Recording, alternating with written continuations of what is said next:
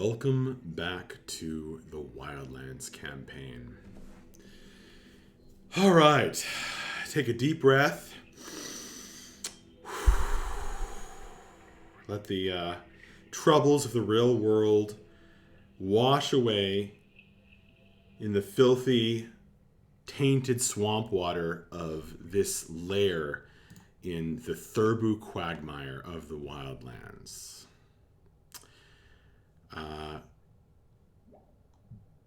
Let's get into it. Last time, you guys, after some important discussions with Quee Fitzywell, traveled across several hexes. And in the course of various encounters, some of which involved combat, you decided to follow a frog that fled northward through the swamp and led you to, you hope, the current location of the Frog Talker, the leader of the Mud Witches, which are goblin shamans, and one of which you met at the very beginning of this campaign 3 real-time years ago. A Mud Witch, I mean. Now, in your traveling, as you rushed across the quagmire, trying to keep pace with both the frog and trying to stay safe in this unfamiliar and dangerous territory. Hey, Taladar!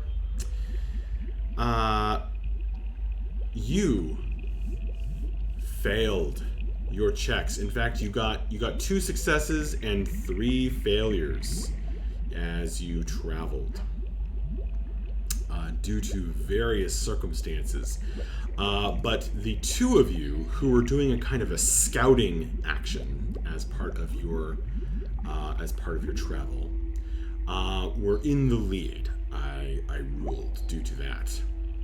So you have come upon the giant frog, about the size of a large dog, that you were following, slain in this dreadful-looking spot. After traveling through the Thurbu quagmire, it became less and less a place teeming with life, and more a place of death and rot, and acidic fumes boiling up from below.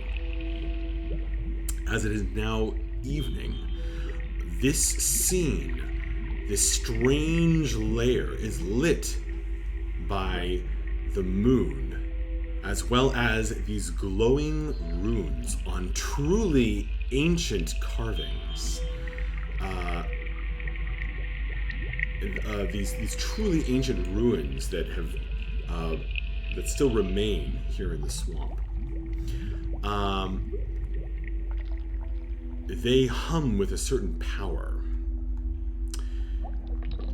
but the scene is dominated by the rotten stench and another kind of darker power that emanates from below. You can see on this map, which is a little bit visually confusing, albeit cool, from the Geppetto Patreon, that there used to be, once upon a time, a bridge that was over this skull that is down in a pit.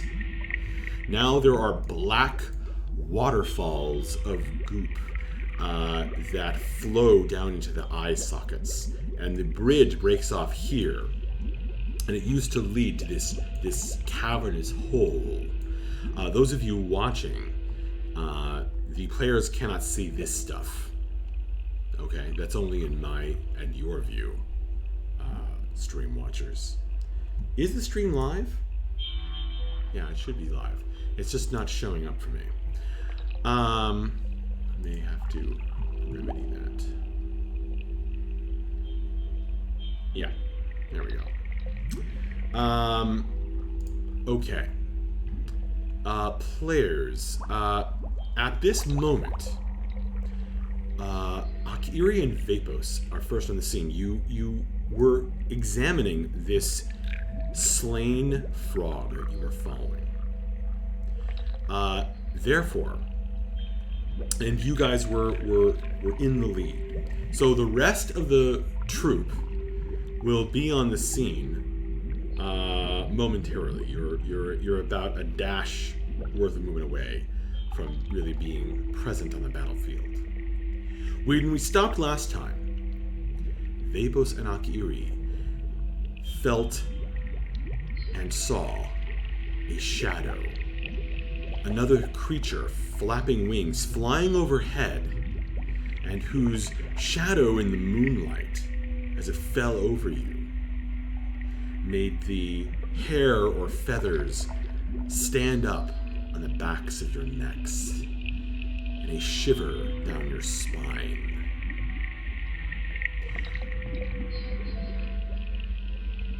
And as you glance upward, you can see this creature that has just flown over you, 45 feet up in the air. It is here. And it looks like a cross between a giant ape and a boar, with its bones poking through. This twisted, almost humorous-looking creature is gigantic.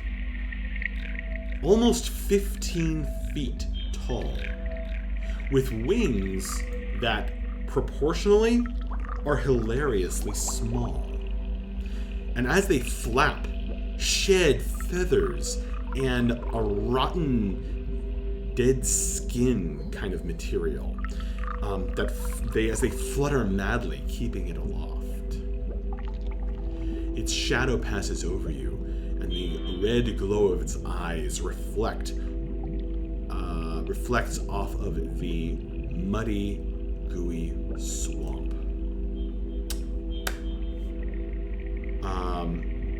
Vapos and Akiri. Akiri, I'm ruling that you are about 10 feet off the ground, since that's about the highest you could be and still see the corpse of this frog properly in the dark of the dim light and the constant mist, the acrid mist that hovers over this area. However, the two of you may rearrange yourselves to be in any reasonable position within 10 feet of this frog. Do you have any questions about this terrain? About the scene before you? I do want to ask really quick, the liquid that's all around us, is it like mostly watery in viscosity, or is it thicker, more like mud? It's definitely an in-between place. It's like water in that it is flowing down, as you can see dimly over here. Sure, but it's flowing slower than water would. Yeah, you cannot see through it at all. It is dark and befouled. Okay. Would you guys like to move yourselves around at all, since I just stuck you on the map? Yeah, I think Vapos would want to be a little closer up here. Okay. And Akiri, are you good there? Yep. Okay, any other questions? I don't think so. Nope. Okay.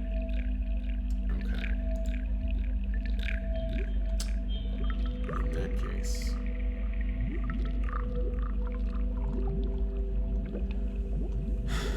as the creature flies over you, and the shadow runs cold fingers down your spines, I'm going to need both of you to make wisdom saving throws.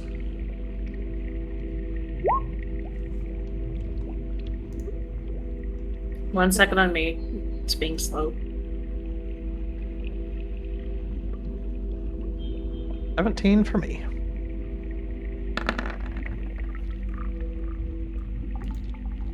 Okay. 16 for me. The very sight of this creature is enough to send fear through your body. However, through your bodies, however, neither one of you becomes frightened. Even when its voice emanates from the horrible, twisted mockery of a giant boar's face. And it says, "You may not be here. You may not find this place. Too late. Die." And it reaches out its claws. And it is summoning forth a dark energy. I think last time, did I have you guys roll? I didn't have. Yes, I. Okay. I'm gonna go ahead and let you guys roll initiative. Let me.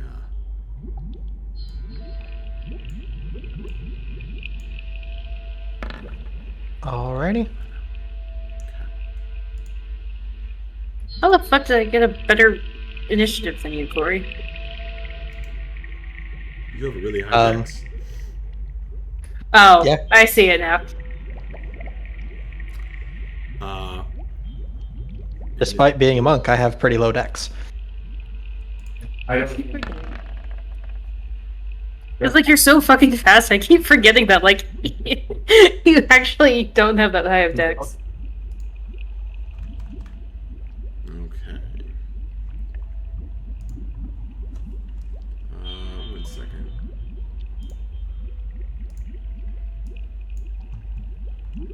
Okay.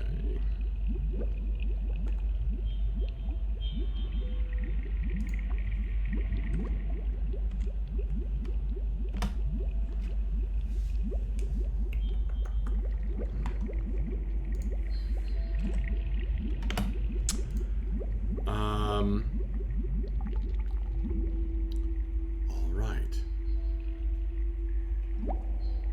It says one more thing. It says,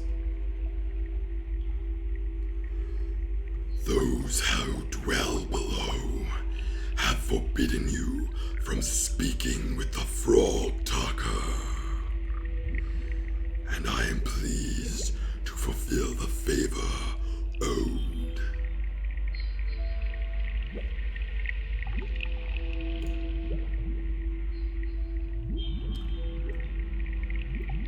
Curls, you will react the quickest to this situation.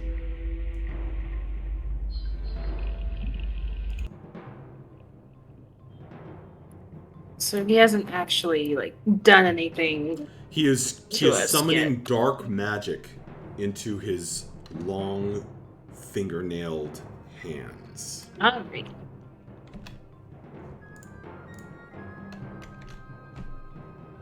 So he hasn't done anything yet, but he sure looks threatening. Gotcha. Oh yeah, he is pointing at you, and he just said that. Usually, not always, but usually when a flaming, not flaming, but flying evil-looking dude says, "You have to die now," I take it as threatening. I mean, I'm not saying Yeah, that's you have fair. you have to engage combat. If you want to talk, it's your turn. You can talk. You just react the quickest.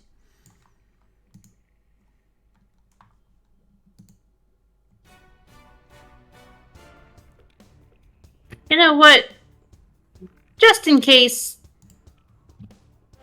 Akira's gonna say, "Oh, hi. Sorry, were we disturbing you? Oops." And then she's gonna cast Bane on him, just in case. So you apologize, but then you curse him. Okay. The apology is the curse. What's It's it? that old Southern language. 1 second. Charisma. A charisma save.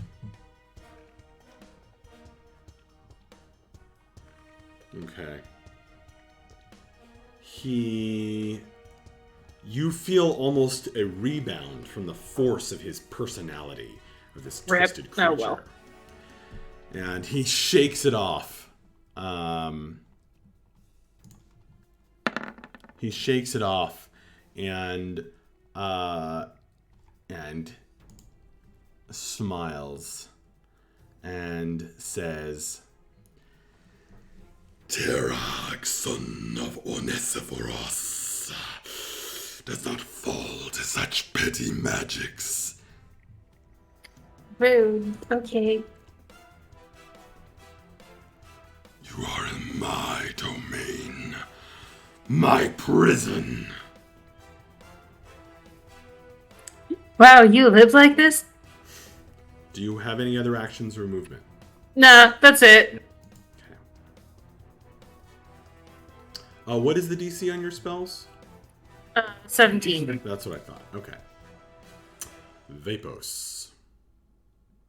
Yeah, Vapos might have been interested in talking with this person until they said they were repaying a favor to those who dwell below.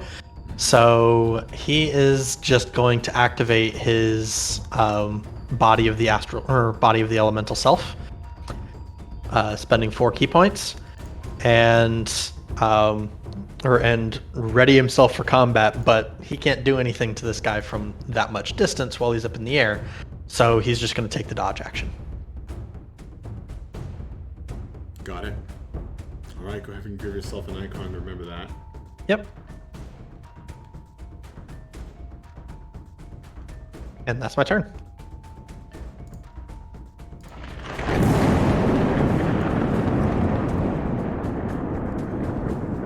He is going to hurl a bolt of dark energy, dark lightning. Actually, first he's gonna move over here as he flies through the air, maintaining his height. And he's going to angle this line, since you guys are kind of diagonal to each other, with you down on the ground and her up in the air, Corey. Sure. So he'll hit both of you. I need you both to make dexterity saving throws. Okay. A 21 for me. A 23 for me. Okay. You'll both make your save and take half of 29, which is 14 points of electricity damage, shock damage. I take nothing. The monk takes nothing. Rude. Okay. Upon seeing that, he sort of snarls and snorts, grunting through his nose, and The monk is actually going to say into his mind with Visitor of the Astral Self, he's just going to say, "Come now, is that truly the best that the Netheros can do?" Ooh.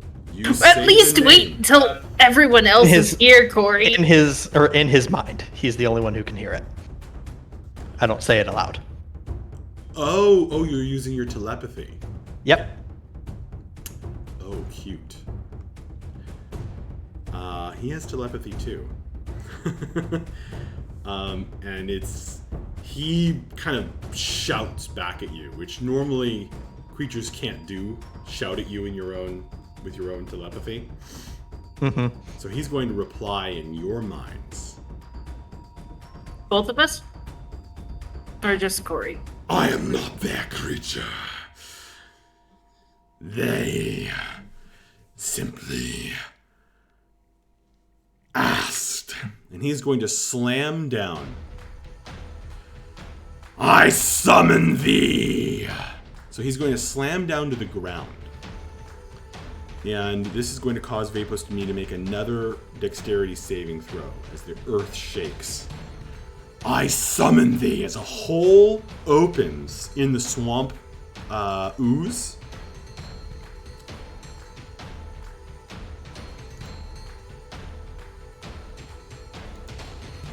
I summon thee, Adufuk! And this creature comes out. This thing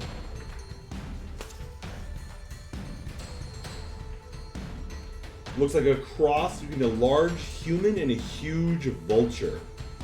Long, sinewy limbs covered with small gray feathers, a long neck topped with a vulture head, and vast feathered wings.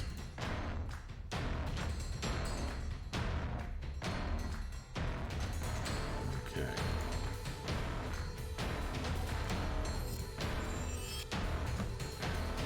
Your dexterity saving throw means that you keep your feet, Vapos. Oh. Okay. So, all of that magic and the loud boom of all of that sends the rest of you running. You all notice that and can now enter initiative. So let me get your tokens on the board before you roll. So you can select them.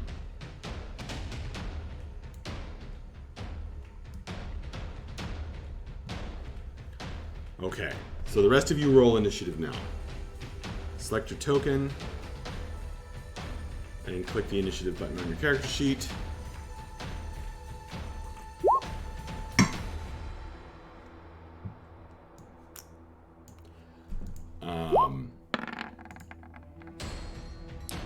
If anyone can tell me from their notes how they knew about this possibility, how this was foreshadowed, you're going to get a bonus. Just saying.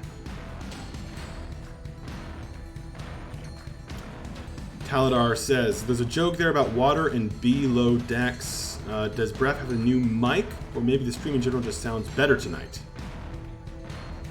No, it's my little snowball. Nice. Taladar, I think I adjusted things here on my desk. Akiri casts Bless Your Heart. Oh my god, yes, she totally did. She totally said Bless Your Heart to this fiend who is helping the Netheros. Wow, you live like this. I get the reference, indeed. Okay. Maver got a 21. Wow.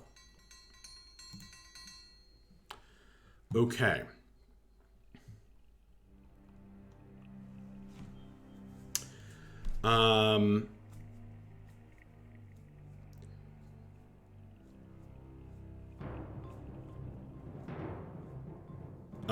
Mavra?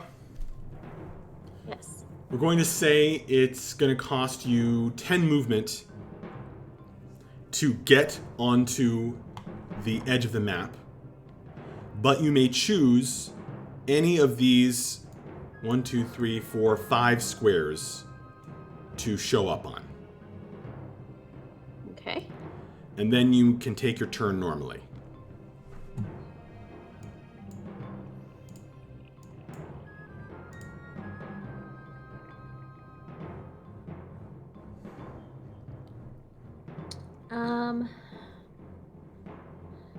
I see there's not really much I can do because they're both of them are flying, aren't they? This guy just landed. He just crashed down to the swamp and sent up this huge wave that rumbled and nearly knocked Vapos off his feet. This wave of muck. However, he's about 14 feet tall, and the muck is reaching almost up to his waist. So it is definitely a bit deep, at least in that spot. But he is grounded, and so is this creature that was just summoned at this moment. Okay. I think I'm just going to move here. And I'm going to ready an action. The stream looks and sounds super good today. That's awesome, Taladar. I'm not sure why that is, unless it's that, maybe our neighbors are using less of our bandwidth or something.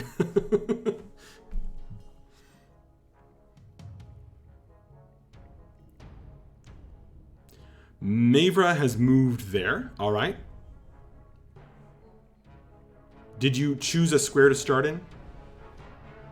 Yeah, I was just next to Breath. Fine. And then I'm going to ready an action, and that'll be my turn. Okay.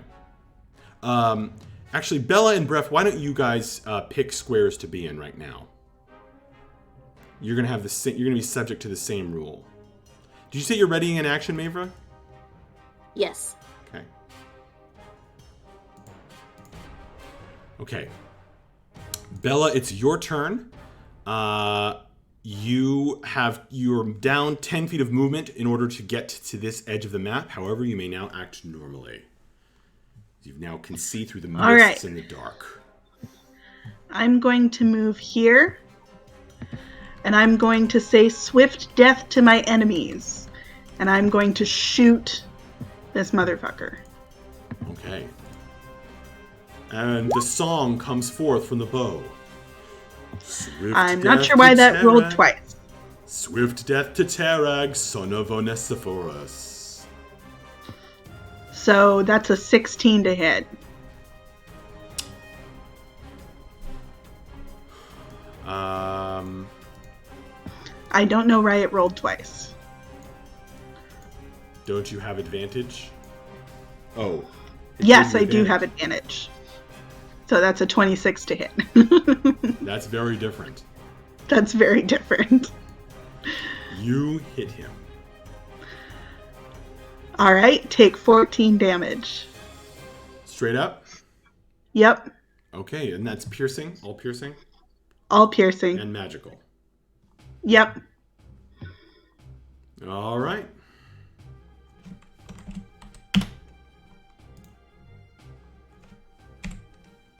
$14? Yes. You got it. The arrow lodges in the fat and muscle that bulges all over this guy, and he grunts. And as a bonus action, I'm going to give Bardic Inspiration to Mavra. The bard stings and sings. All right, that purple dot, Mavra, is your inspiration, which you can use to give yourself a bonus on D20 roll. Anything else, Bella? Nope. That brings us to Bref's turn. Right. I don't like the look of this muck. I enjoy water. This does not seem like water. I'm going to follow suit after my good pal Mavra. I'm going to come up here, using my remaining 30 feet. And I'm going to ready an attack for any enemy that comes within range. And that will end my turn. Got it. Give yourself the ready icon. Akiri, you're up. Alrighty.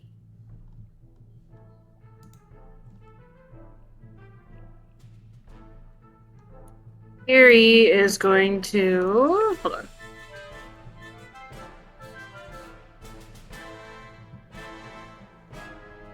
I'm gonna pop Beacon of Hope, just real quick. Okay.